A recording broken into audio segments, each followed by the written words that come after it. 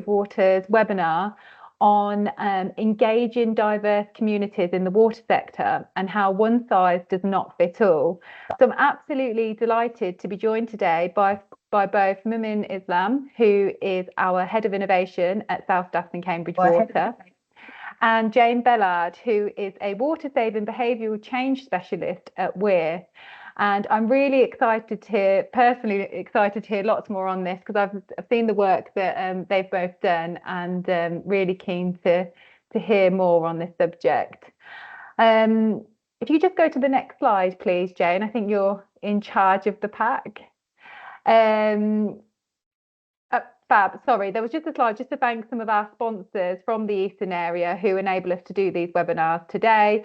So just to thank all of those from the Eastern area. And what I'll do now is I'll hand over to Jane and Mumin, who will introduce themselves and go forward with the webinar. Please use the chat function if you want to ask any questions. We'll probably wait until the end to do question and answers, and then we can have some time if anyone wants to say them out loud or share them on the chat. Hand over to you. Thank you. Thank you, Cara. Good afternoon, everyone. So I think most of you, or some of you, will know who I am. My name is Mumin Islam. I'm currently Head of Innovation at South Staffs and Cambridge Water, and also a non-executive director at Waterwise. Really good to see many familiar faces on the call as well. So fantastic to see new faces as well today. So what we'll be covering today, this is a really interesting and fascinating topic for me, and quite an area of passion for me in terms of what we can do more as a sector. I'm going to firstly cover the challenge, why it's really important that we need to do more in this space. I provide a sort of intro to the actual project, our Water Efficiency in Faith and Diverse Communities project, an Ofwat Innovation funded project. What were the key phases? What were some of the key learnings? What worked well, what didn't work well. Then I'll hand over to Jane to provide an overview of the two distinct campaigns we delivered. One was linked to faith and the other linked to culture, which both can overlap at sometimes, but they are two distinct areas. Then I will touch on some of the customer research that we undertaken as part of the project as well, just sharing some of the key insights. There was a 50-page slide deck that I managed to put into one slide, so we'll go through some of that a bit later today as well. But more importantly for me is, what does it mean for us as a sector in terms of key takeaways that we can practically implement, but also take away to our organisations and reconsider and rethink how we engage differently with different communities. So that's one of the things I'll touch on at the end. And then, of course, at the end, if there's any questions, we can go through that as well.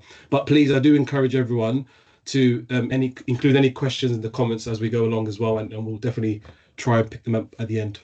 So the first slide is our challenge.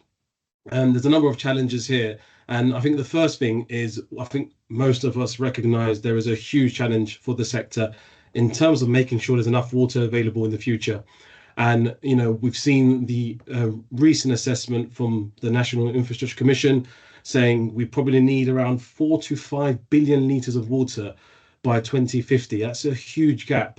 And 2/3 of that gap need to come from reducing the demand for water and leakage. So there's so much we need to do in terms of part of that puzzle is actually engaging customers and our communities to reduce consumption. So that challenge is quite massive on onset.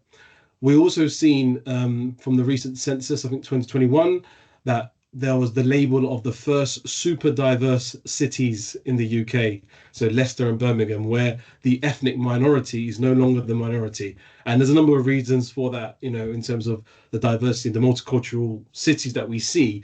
But that's a massive change in terms of the makeup of some of our cities and towns. And what does that mean in terms of how we effectively engage them as well? Then there's a bit around understanding cultural sensitivity. I mean, as a sector, we are ramping up our smart metering program going forward in the next planning period between 2025 and 2030 and beyond, in fact. And when we install these smart meters, it's very different to replacing a main or repairing something on the street. You're directly impacting customers, whether it's their behaviours, their pockets, their water use, and so forth. So there's lots of consideration needed when we engage different communities when it comes to metering, as it could impact them on certain days, perhaps like Fridays or Saturdays, where there's certain rituals being carried out. There's an increased lack of trust and fear in the communities, no doubt. We've seen it from the recent CC Water survey, Water Matters 2024, 13-year low in terms of trust in water companies. And we've seen some of the negative press around the industry. But more so, I think in these communities, there's an increased lack of not just trust, but also fear. We've seen the rife amount of anti-Semitism, Islamophobia, hate crimes on the rise. It does really impact these communities. And we don't have to go far. The last summer we had the riots where you had police patrolling places of worship, particularly mosques, in terms of people coming and not coming to the mosque. So there's that bit to overcome when we engage these communities. And lastly, I've got some pictures on the right here, just showing different practices of water use. I'm not sure how familiar you are with some of these practices, but you can see some of these communities use water in different ways, where typically when a water company approaches some of these customers and they bring a shower head and a tap aerator, maybe that's not enough. Maybe there's different ways you can help them save water. So I just wanted to share some context in terms of why I think this is so important for the sector. The next slide is just provide an overview of the project. So this is an Ofwat Innovation funded project. It was secured as part of the Water Breakthrough Challenge 3 competition. We kicked the project off in July 2023. It was an 18-month project, and the locations we ended up choosing were places in Cambridge, working with a partner who's been really instrumental to this project, Cambridge Central Mosque, the first eco mosque in Europe. And also in the West Midlands, South Staffs patch, we looked at rolling our second campaign as well. The key themes really around this project, of course, water efficiency, behaviour change, customer engagement, but also at the heart of this is diversity inclusion, really understanding what are the unique needs for different customers and communities, and what can we do differently as a water company. And I think this goes beyond just water efficiency. It goes beyond in terms of other services that we provide as well. So the key objectives for this project was, number one, I always like to quote Steve Covey's quote around understanding before being understood. So, greater understanding of and researching how water is used and valued in different faiths and cultures, really trying to listen, live and learn from what they're doing. Testing new ways of water saving practices and behaviour change campaigns linked to faith and culture. And the purpose of those campaigns, hopefully the aspiration is they can be adapted and scaled up across the UK and used by other water companies. We also want to develop an inclusive framework or toolkit, which gives some advice in terms of how we should be approaching different communities when it comes to developing water efficiency campaigns and support, which then again, that can be adopted by the sector to embrace as well. And lastly, I think this is a really important area, is building that social capital. So establishing those different channels of communication, the stakeholder relationships, which will be invaluable for not just water efficiency, but other areas of engagement. And it can really help us tap into those, what we call hard to reach customers, to build that public trust as well. And on the right, just quickly, very quickly, those were the logos of all the partners that we've got involved. We were quite fortunate to have such a range of experts within our partnership as well. So it's great to have them on board. Go to the next slide. Thank you. So in terms of the program, we had very clear, distinct phases. You can see here, the first couple of phases, as I said, was around understanding how customers use water, particularly in these communities, and then looking at where should we actually target in terms of testing some of these interventions. And then the second phase was around design and implementation, and lastly, around review and evaluation. I just wanted to share very quickly some of the key takeaways from that research. And you won't be surprised, the first one's around trust. Trust in the water companies is lacking. Even me coming from that community as a Muslim, when I first approached Cambridge Central Mosque, they were questioning, why are you approaching us? This is not normal. And they were like, what's your agenda here?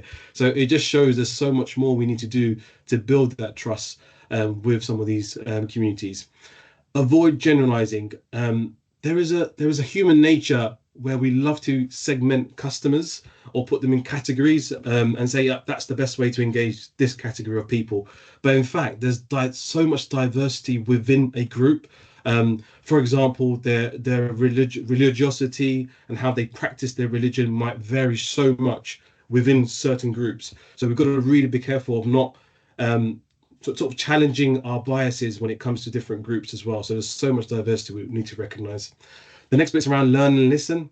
We need to do more to just step back and understand what are the needs for customers and our communities, and not rush in with solutions and think we know what the answer is. And the last two is around making sure we co-create and collaborate more with communities. There are so many opportunities to work with communities. Sometimes we go with our public consultations on our plans and so forth, but in fact, maybe there are conversations that are happening. They're talking about the environment or water or other aspects which we can proactively get involved with as well. And lastly, what I said earlier, we just need to reflect around our assumptions and our biases in what is religious and what is cultural. And that goes beyond not just what we think, but you look at in the media, for example, sometimes you think, what has that crime or that action's got to do with religion? It's a cultural thing as opposed to religion. So we've got to really question ourselves and distinct what's religion and what's culture. And it can get a bit complex sometimes when we approach some of these areas. And then the second bit really was, following the research, we agreed to focus on two areas. So one was in the Muslim community and the South Asian community, where we deemed to have the highest water saving opportunity. So one was around faith, which was called wudu or ablution. It's basically a ritual washing before prayers every single day. And the second one was a cultural area, which was looking at cooking. And when we spoke to many faith groups, they said, you know what, we don't really have many water saving opportunities when it comes to faith specific practices. However, cooking is a huge area, from preparing, washing and cleaning up, and we do festivals and gatherings. It's a massive opportunity where we can target. So hence we chose those two areas, which Jane will talk about very shortly, where we looked at the co-creating two distinct campaigns with the support of WaterWise as well. Then we had two research agencies worth mentioning, Explain, who independently undertook online focus groups and ethnographic interviews in the local community, really to understand, what's the most effective way to engage these communities and how do they actually use water in their daily lives. So there were some video diaries on the back of that, which was really good insight as well. And lastly, not forgetting our future customers, our younger customers, we had Blue Marble delivering our Young Innovators panel. And again, that was really interesting just to hear views from our younger audiences in terms of things we need to be more mindful of when we engage in these communities, which I'll touch on a bit later as well. So I'll hand over to Jane now on the two campaigns that we delivered. Thanks, Mumin. So yeah, as Mumin mentioned, there was two distinct pieces of work that we did, and we were given the brief of, how do we engage those two separately, and our job was to really think about how do we motivate people to make in those communities to make these changes, and in a way that resonates with them. So sorry, I should also introduce myself properly. So I'm Jane Bellard, and I'm a water saving behaviour change specialist at Weir, but my background has always been marketing, and mostly for big consumer brands, people like Uber, Channel 4, Barclays, Lucozade, that kind of thing. And always within that world, very much you start with the insight. And what is the thing that is going to make someone care? What do they already care about that you can attach that to? And how do you make them actually bother to do what you're asking them to do? And so, and it's the same with any water saving campaign. So within the Muslim faith, we very much looked at that water ablution moment, which I'll go into in a second. And then, but within rice washing and cooking, there's a completely different set of motivations. And so it's about making sure that we really tailor what we're doing to each community. And like Mumin said, not trying to be a generalist, but also trying to do something that appeals to everybody. And it's a really hard balance to make sure that you get that just right. So trying to find an insight that is common to the entire community is where you can do that, and that's the sort of heart of it. And it's usually the hardest bit. It's right at the beginning, but if you nail that, everything else comes good afterwards. So the insight that actually Mumin himself had given us was very much that within the scriptures, within the sunnah, as it's called, a sort of which is a little bit like a guidebook to how to enact the Quran, kind of a manual for how to do it in more detail. That very much says the Prophet, peace be upon him, used 1 litre of water to make wudu. So that is the washing ritual before prayers, the ablution that's done up to 5 times a day, but 5 times a day by a practicing Muslim. And if you do it under running water, obviously that it takes roughly 2 minutes. There's a big range of how quickly someone might do it, how thoroughly, but also how thoroughly they might think they need to do it, how much they turn the tap on. There's so many variables within that. But as a kind of average baseline, we sort of say if you were making wudu under a running tap for 2 minutes, there'll be 12 litres of water, which is obviously 12 times what the Prophet, peace be upon him, had done it, how he'd done it. And therefore we needed to just actually bring that fact to people's to light, because actually the reality is, if you're a Muslim, you already care about making sure you're following the Sunnah correctly, and doing things the prophetic way. That is already very intrinsically important to you. So we didn't have to sort of explain that to people. We just had to explain the detail that's in there that they might have either forgotten or not realized and not equated to the running tap. And it's as simple as that, but that insight was really crucial. And so our strategy was about how do you get people the congregation of the Cambridge Central Mosque to adapt their wudu practice to the prophetic way, which is using 1 litre, by educating them about the Sunnah, and also providing wudu bottles.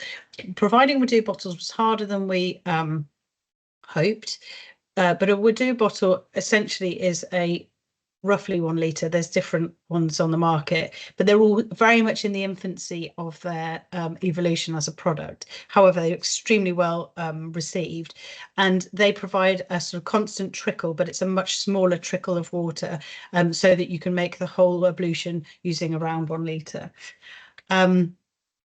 And within that strategy, sorry, just to say, we would always use a model, usually the COM-B model, for behaviour change, which is having the capability, opportunity and motivation to do something will create behaviour change. You can't create behaviour change unless you have all 3 present. So this was very much about making sure people had the capability, the opportunity and the motivation. So from a tactical point of view and making that actually happen on the ground, what we did was we filmed Imam Sajjad, who's one of the senior imams at the Cambridge Central Mosque, and we asked him to demonstrate making wudu the prophetic way. And we invited 13 influential members of the congregation to that filming. They also got to try it for themselves, and they had chance to talk to him, and he very much explained in a lot of detail over sort of an hour the teachings behind it, and really embellished on the detail of it, but allowed us to capture footage that can be used by anyone in future, not just now as part of this campaign within the Cambridge Central Mosque.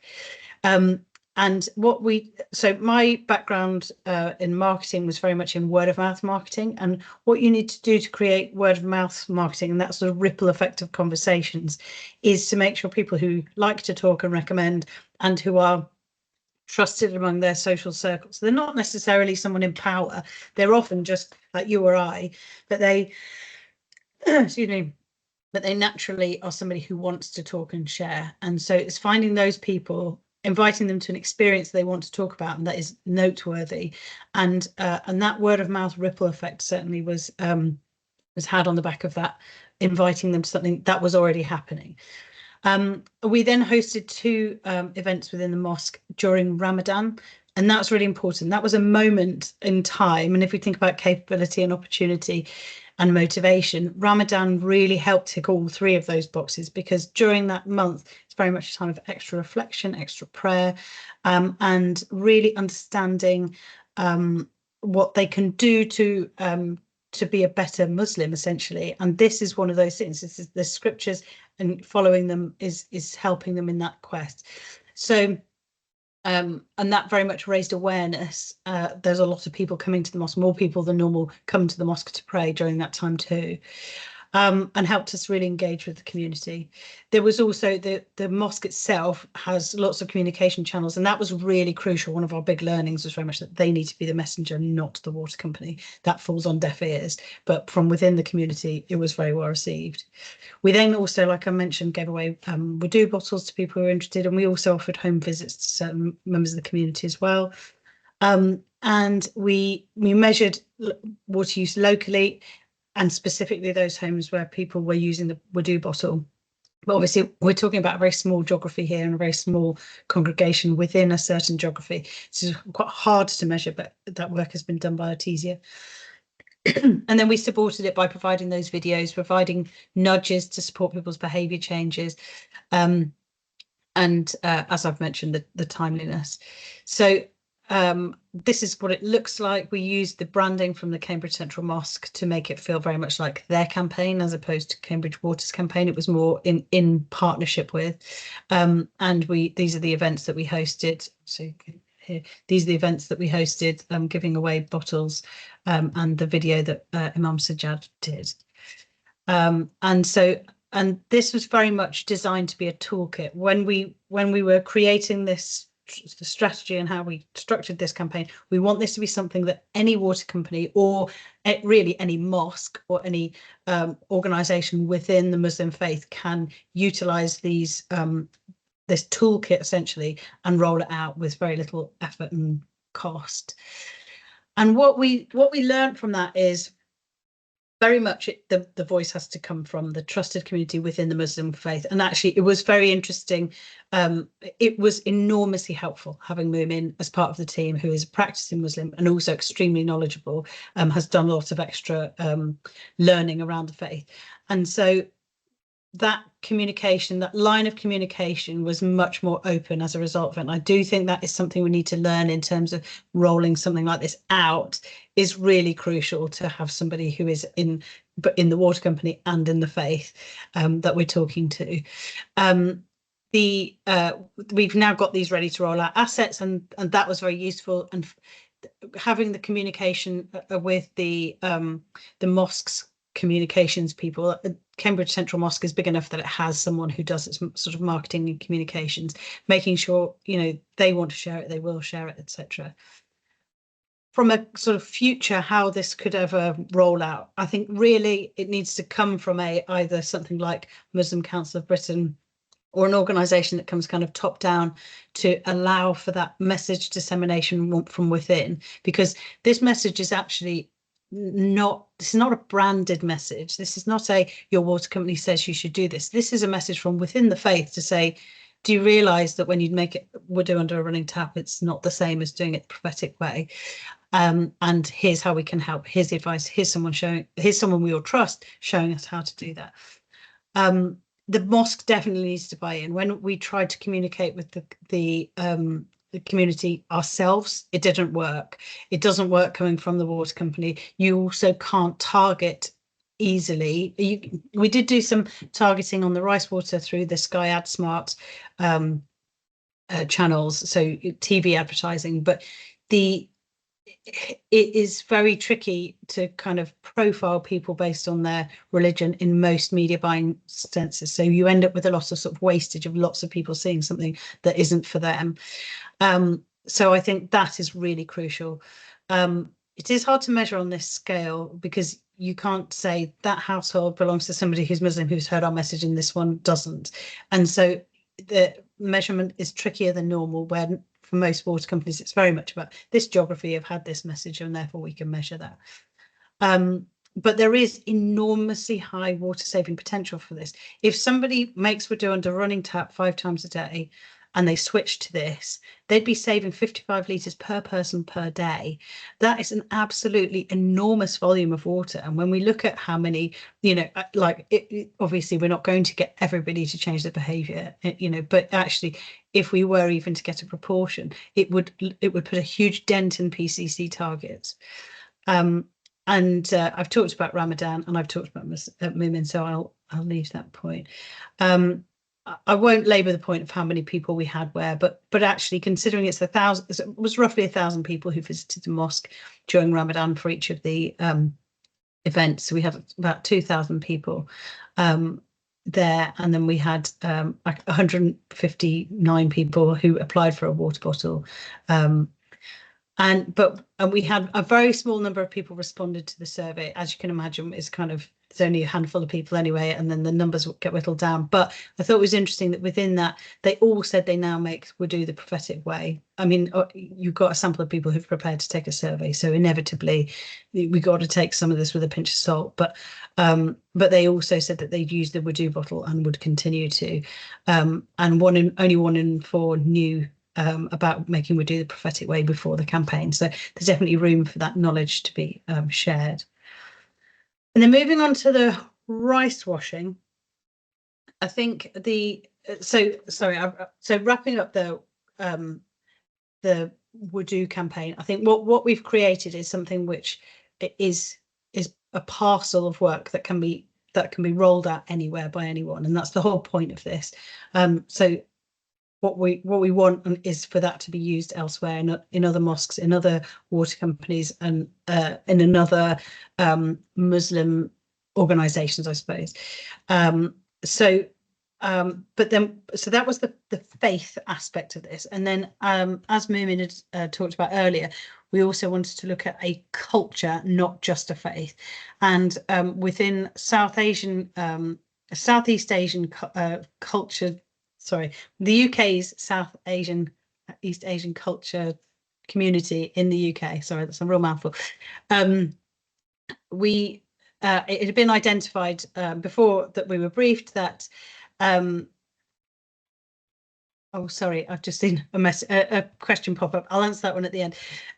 But I think what we saw was there is opportunities within the cooking practices of these communities that involve things like washing chicken and washing rice, and we were looking at, okay, where's the water saving potential here, and what behaviors can you get people to change, and what is going to be a non-starter.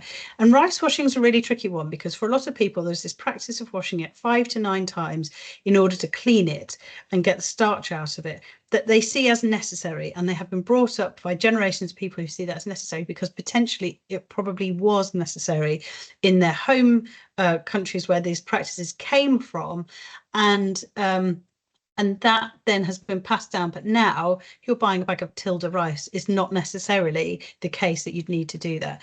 And so we need to kind of change what is really ingrained behaviour that's come from really trusted people.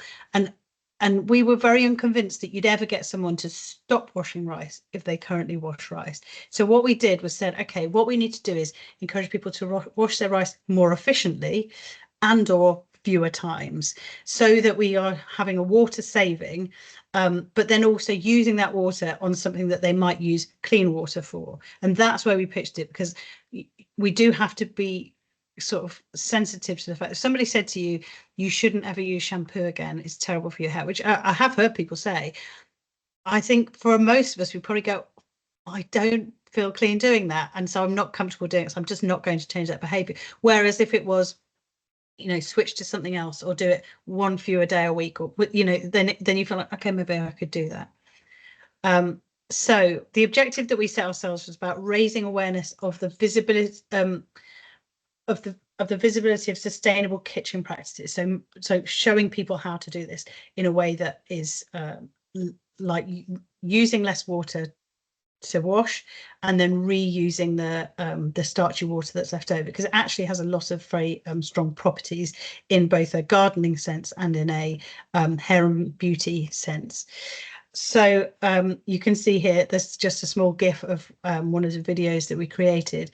But what we did was we onboarded Ping Coombs, who is a Malaysian chef who won MasterChef, and she basically hosted 2 videos for us, both of which showed how you wash your rice efficiently, which is what you were just watching there. But then we also got Sonia Harrier, who is the beauty director at The Telegraph, who's also just written a book called South Asian Beauty, to show how you can reuse that starchy water in face washing and hair. Like you can spray it in your hair, and it adds proteins to your hair, and it can be very good for it, make it shiny. And then we had Emma O'Neill from Garden Organic, who's the head gardener there, and she was showing how you put this, you can put it into your plants and all of the vitamins that are absorbed from it. And she goes into a fair bit of detail about how you can improve your garden as a result of reusing this water.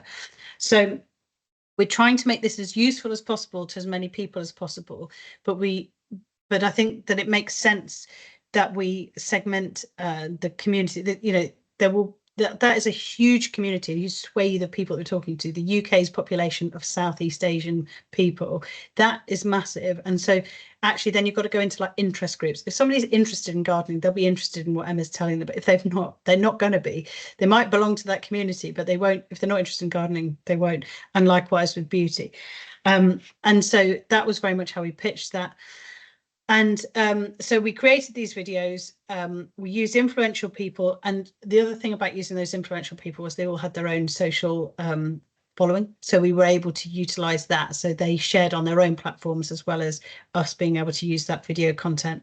And we used it to, this was to South Staff's patch rather than Cambridge. So where there is a higher density of this community. And so we used social media to push those messages, because actually the rice washing is not irrelevant to anybody else. Most British people will use rice. They just probably don't wash. They probably don't wash it as many times. But that message is still relevant to everyone. So we didn't have quite the same issue with this being targeted at people who it isn't correct for, because also you can target by interest, so beauty and gardening. And so but then we also did a stint on Sky TV AdSmart, so that's TV ads and they were very well targeted. So that was interesting. However, when we had created the assets, we hadn't created them as a TV ad. We kind of retrospectively did that as the opportunity came up.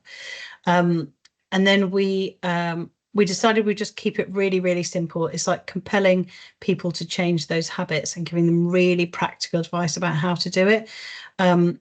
I think that's got to be really important. People have got to understand, why am I doing this and what have I got to do? And then measuring it. One thing we always knew with this part of the project was it's going to be really hard to measure, because you've got not only a very disparate community, as in you can't say this street has got everybody on that street is in this community or town or village. It's not possible to do that.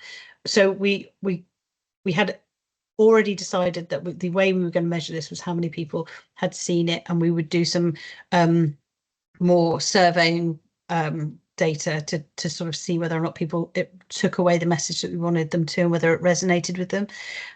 However, again, like with the Weir campaign, these assets are available. So actually other water companies have already, I believe, used them to reach out to their own communities, and they can be shared with anyone. So we've got the license on the amount of time we can use them with the celebrities has got some expirations on it, but they can be extended too. So if this is something you're interested in having and sharing with your communities, please let us know, because that's what they're there for. And in terms of the social media campaign, just so you can see, we put it out in lots of different formats. We did lots of different A/B tests to see what works best, so we can advise on that. And we had paid media behind it, but we had a very high amount of people saw the videos. Interestingly as well, when we did a very small sample of qual research, one of the people who had come to that had come to a Gurdwara event, and we were asking people there to take a survey about it, had already seen this ad, so that's great. And then so just closing thoughts on these campaigns, like with both, we go back to the beginning and what I was saying about creating like an insight into how people use that water currently, how we can get them to a place that they're happy to change to, give them a reason why they should do it, and kind of give them all of the information and potentially like props like a Wudu bottle in order to be able to have the capability, the opportunity and the motivation to change that behaviour. And then you've got to also make them aware of it, right? So that was a big part of it, is sort of pushing that message out in the right way, in the right channels to the right people. So that's me. I'll hand back over to Mumin. Great, thank you, Jane. And just to share two challenges from those campaigns, and I know we always like to hear, what's gone well and what was really difficult in terms of delivering those campaigns. For the Reviving the Sunnah campaign, I just want to share two stories. So one was, there was a massive rumor from an influential person in that community saying, don't engage with Cambridge Water, they're going to force you on a meter. And that was spreading like wildfire. So much so, Cambridge Central Mosque was like almost becoming a bit elusive. And you think, what's going on here? And then you found out what's going on. We engaged the individual. We spoke to Cambridge Central Mosque. We provided some frequently asked questions around metering. And we can't deny metering is not coming. It is coming as a compulsory basis, going forward, probably across the sector. And we try to just really ease the message around what we're trying to achieve, being really clear. And that really helped, especially Cambridge Central Mosque and the volunteers, in terms of re-establishing the purpose of why we're doing this. So that was a huge challenge. And I think it just shows that when we are rolling our metering programs out, we need to engage these communities really early on, and not just a month before or a few months before you put the meter in. The second challenge, I would say as well, was the riots last summer. Following those riots, the engagement and the uptake was really low. We were struggling to engage people. They were thinking twice before speaking to us. So it just shows some of these incidences and events that unfold can actually impact how you engage these communities and the trust element as well. So I just wanted to share those two stories. I'll quickly just touch on these two areas around customer research, and then talk about some of the key takeaways.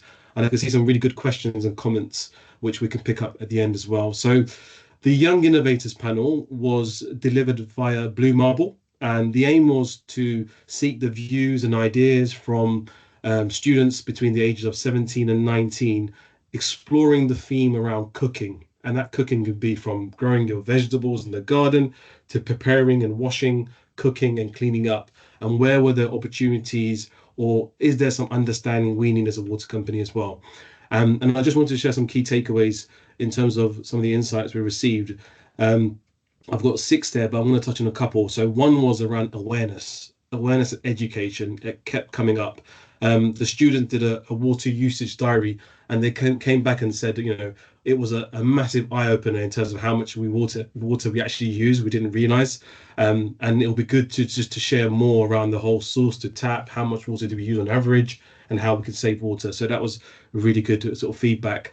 They clearly saw there was some links to faith and culture in terms of tailoring messages around water saving, but we've got to be careful we're not pointing the finger. And that came up in the research as well, in terms of not targeting a group or seen to be wasting water, but actually you're trying to support and help those communities. The fourth point, this was a really interesting around, yes, cultural cooking practices can be really water intensive in terms of washing your vegetables or cooking traditional foods like dal, you might be aware of, that use lots of water. But at the same time, we've got to be really careful. These are traditional methods and recipes that have been passed down by generations and ingrained in terms of their habits and how they cook. So you've got to think about how you deliver those messages and who delivers those messages.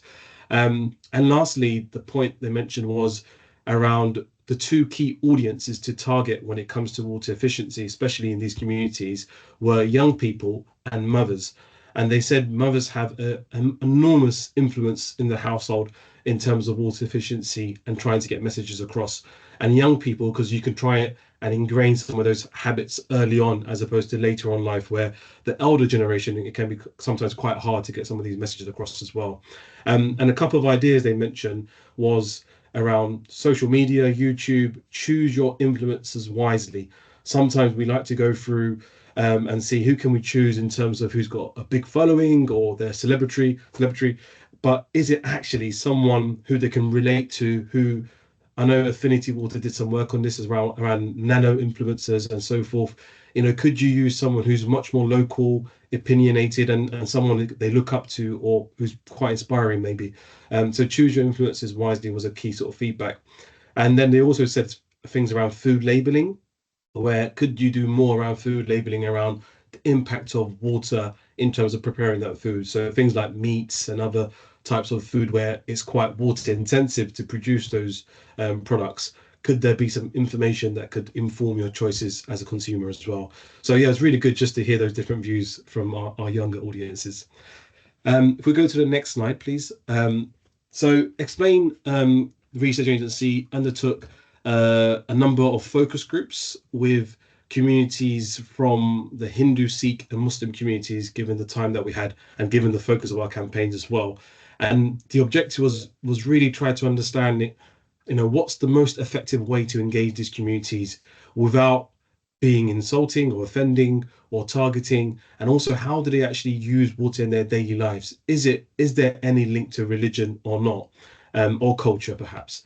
And the general view was water was highly valued and deeply respected as part of their culture and their faith. But what we saw was a wide spectrum of views of how they use water in connection to their faith. And there was, from one aspect, people were saying they're feeling blamed or targeted. Why are you picking on us as a group in terms of wasting water? Where on the other side was, this is very encouraging, welcoming to show water companies considering this. But generally, a lot of the participants didn't actually consider the link of religion in such depth in terms of water.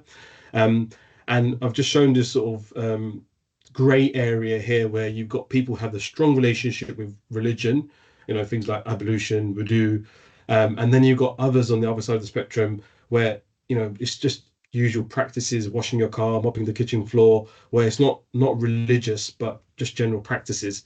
But this grey area where a lot of participants said that actually some of those practices can be viewed from a religious lens, in terms of, I'm not going to use a bucket of water to wash my car. Also, I'm going to use a bucket of water as opposed to a hose pipe, because I know wasting water is against my religious beliefs. And that was a real eye opener in terms of how you can, craft messages trying to link it to the faith, but at the same time, be careful you're not, targeting and blaming, etc. So hence there was some good feedback in terms of making sure the messages are more positive, i.e., you're trying to be better, as opposed to, you're wasting water, you need to stop wasting water. So we've got to really think about how we come across in some of those messages. Also, a key bit that came out was, who's the messenger? Jane mentioned it earlier, as a water company approaching, are they going to be more receptive compared to someone who's more familiar or someone who's more connected to that community? And sometimes demonstrations can help as well. And I think the key message for me here, and I know it's quite a busy slide, is we really need to carefully manage our communications when we approach these communities. And we've got to be careful at the same time not to say, oh, you know what, this is too complex, too sensitive, we don't have to do this, we're not mandated by Ofwat to do this, let's avoid it, let's park it into the hard to reach category. So we've got to be really careful in terms of not doing that, but actually being proactive to co-create and approach some of these communities. And that leads on to my last slide, just some key takeaways to think about. If you're okay to go to the next slide, Jane. So just a few points to sort of wrap up and share, and things to think about for you to take away today. Is the first is the practical how-to toolkit guide, which Waterwise are developing as we speak, and I can see Rachel's on the call, which is great, and we'll be happy to share that once we've published the report and that toolkit, which really does give us a bit more information in terms of some guidance of how to approach these communities or deliver water efficiency campaigns. Jane mentioned about some of the reusable assets and materials that can easily be adapted to other places across the UK. We were quite fortunate to have other water companies on board. So I know in the south, so Southern Water, places like in Southampton, where an imam approached me and said, this is fantastic, can we do this in our patch? And all the way up to the north, Middlesbrough, another mosque approached us as well and said, this is really good, could we do it as well? So certainly some of those assets can be replicable in other areas as well.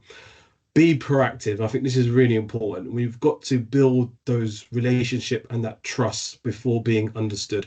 And it's so important, I think, for us as water companies, when we talk about EDI, equity, diversity, inclusion, are we actually reflecting our communities? Do we have people in our organizations that actually understand those communities, maybe even have a relationship or go to the mosque or place of worship or different forums which we can actually capitalize on. So we've got to do more to start building some of those relationships. And then when you need those relationships in the future, you might have, I don't know, big programs like metering or drought communications. That's when that will be so useful in terms of that social capital. So I really think we need to rethink our approaches when it comes to engagement with diverse communities, especially when we're planning work. So just to share a quick story, I've got a bit of time. So just to share a quick story, there was an incident where there was planned works happening on a street outside the mosque, on a day which happens once or twice a year, which is the Eid celebration. I don't know if most of you know, where hundreds and thousands actually go to the mosque. And this was planned works of replacing a water main. And it was going to cause chaos in that area in terms of traffic management, people coming to the mosque, etc., etc. The councillors, the politicians, they wrote a letter to the CEO and others, copying everyone else you can think of, saying, can you please move your works? This is going to really impact us. And of course, when the company saw this, they said, let's make that change. We can easily delay that by a few days or weeks, no problem. But it just shows when we're planning works, are we engaging communities that are surrounding? Are we thinking about the impact? Or are we just looking at GIS and think, oh, special needs, risk industries here? Are we thinking more broader when we plan our work? So something to think about, especially when we roll out metering as well. Education is another area. We need to start young. This came up from some of the feedback. Some of the habits, if we can ingrain them earlier. If you look at some of the faith schools and the curriculum, they have a whole topic around water and water efficiency, but not so much in terms of water companies talking about some of the tips, source to tap, and the whole process and connecting to the environment. So there's so much more we can do there, and use wider channels. We used, I think it was Bangla TV channel, talking to an audience in a different language, which you usually won't talk to. So when we've got outages and whatnot, are we actually reaching all our customers and maybe some of our vulnerable customers? So something to think about in terms of those wider channels. And also, who's the messenger? Where is that message coming from? Is it reliable? Is it trusted? Is it credible? Cultural sensitivity training is another big area, I would say, as well. We need to really challenge our own biases. When we talk about religious versus culture, not to just put people in certain pockets or certain segments, really think about before actually approaching some of those customers. And it very much links to many companies' EDI policies as well. So something to think about in your own organizations. And it's more than just ticking a box, it's actually practical as well. And I also think this is only touched the surface in terms of unlocking innovation opportunities. We've looked at this with bottle, but if you look at that whole cooking cycle, from growing your vegetables to preparing your food, because it's not just rice, chicken, meats, fish, massive in the Bangladeshi culture, massive in many other cultures around chicken. People are adamant, they don't follow the signs that you spread bacteria. They have to wash their chicken and their meats. What more can we do in that space in terms of innovation, in terms of maybe reducing the water use or capturing that water in different ways? So I think there's so much more we can do in the future. Lastly, just to say, the final report is due in April 2025, and we will be publishing the report alongside the toolkit for people to use as well. And that's it for me. I will go to the questions, but I have one quote just to bring it home in terms of making sure engagement is authentic and meaningful. And this really did hit home for me when an individual, part of an independent focus group, said, I like the project at Cambridge Central Mosque. I don't think I've ever seen any other utility company do anything quite like that, especially without it feeling quite authentic and not just marketing or public relationship. And when I heard that, I thought, amazing. This is the whole point of this project, try to make it authentic and meaningful for customers. So it's really good to get that quote from a customer. And that's it. So we can take questions and any comments, or pass it back to Cara. Thank you both so much. That was absolutely fantastic. And I think if you've seen some of the comments, just showing some of the importance of this, but also I think the understanding. And I think that's why I was so keen and passionate to get you to speak to us today, Mumin and Jane, in terms of things that we don't think about. So I'll just read out some of the questions if you're okay to answer them from the chat. And one I was really keen of, Mumin, you said at the start that it was hard even for you to get the trust. So how did you win over that trust of the Cambridge Central Mosque? Did it take quite a while, or was it something that you did specifically that changed that? Great question. So I physically visited the mosque and met with the head imam, and then I presented some slides and the purpose of what we're doing. And I think every time when we think about engaging these communities, think about the value exchange. You know, what is it in it for them? What's the benefit to their communities? And I think the penny dropped, and he really understood what we're trying to do here in terms of the innovation. And by getting his support was really powerful, because then everyone sort of followed because he supported it. And the other bit was when they saw we were trying new sort of devices and products, like the water bottle had the Cambridge Central Mosque logo. The whole committee and the trustees were like, wow, this is amazing. Cambridge are actually going beyond. We've not seen this before. So yeah, I think we just need to build that relationship initially. Fab. Thank you, Mumin. Jane, a question for you. How can this from Aisha, how can people on this webinar help? It's a great question. And I guess really it's about using the things that we've created. It for anybody who's in a water company is to actually take these videos and deliver them to your customers. You know, that we saw really nothing but positivity from the people who actually viewed the content and who used it. And I think it's actually just a case of sharing it more widely is probably the biggest start point. Anyway, that, like Mumin said, there's so much opportunity for innovation in this space, and I think there is room for lots more projects and projects moving forward that will go much further than we've gone. But I think we've created something that should be really easy to share. So actually just doing that is a really good start. Absolutely. Yeah. Thanks, Jane. Some nice comments. I think awareness from Martina. So wow, we do rice washing in the Balkans, albeit not 9 times. And also from Nikki, she said, so amazing and inspiring. She just wanted to know more about the Sky ads, the table you showed, Jane, in terms of the £20,000. Yeah. Said it's a bit more, it doesn't sound like the community led, but was that a targeted aspect of why we were using that? You did get 500,000 viewers, so would you recommend it? Should it be something other water companies are doing? It's a good question. I mean, in terms of recommending it, I think it's all about what is the objective of what you're trying to do. I think one of the things that was really great about this Sky Ad Smart was how targeted they could be. I mean, it's kind of scary. We had it on Bidwell Water Savers as well. We were talking to 1,000 houses, and they were like, yeah, we can target just those 1,000 houses with a TV ad. So wow. But what you have to remember is that you know, there's economies of scale here, right? If that had been a thing alone and we hadn't created any video content, that would have been a really expensive piece of work to do. Because we had video content that could be repurposed for that, I would say if we were doing it from scratch, we'd have shot the video as a TV ad as opposed to repurpose an existing ad for socials onto TV, because the format is never quite the same.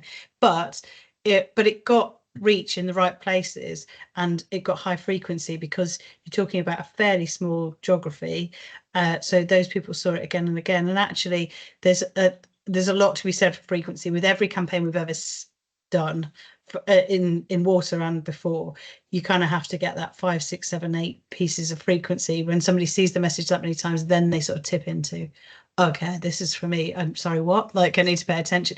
And so I think it's definitely got a place, particularly when you're doing something really targeted. But we weren't massively able to measure the success of that. We weren't able to tie that back to water use, because like normally in a campaign we would do that, exactly that.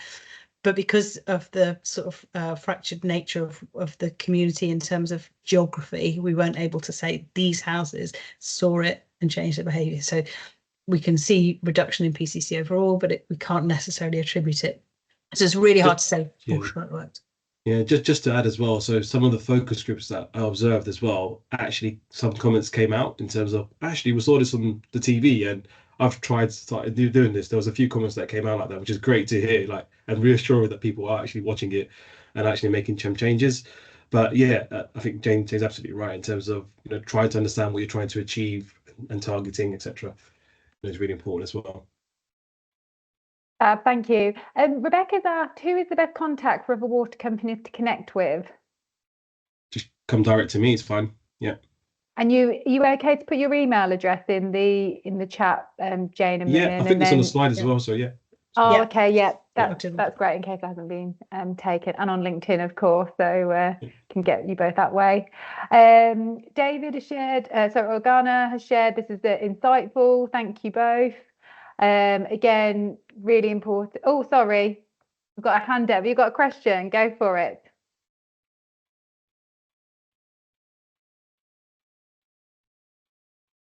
Mute. You're on mute.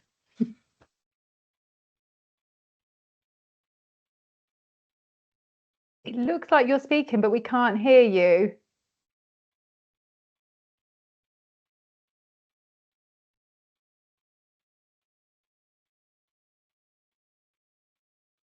Just tried it. Okay, I'll continue. Did you have a question? Is it Organa? Maybe type it if it's not working. Yeah, thank you. Again, Laura said, really important point regarding hard to reach, and she said that she was speaking to you, Jane, about this recently. Rachel, really interestingly, has shared that there's lots of learning, particularly in the wastewater side as well, that hasn't been looked at. So this is on the clean water side. I'm just seeing if there's any more. I don't think there's any more questions on the chat. So we've got a couple of minutes if anyone wants to ask a question that they haven't already.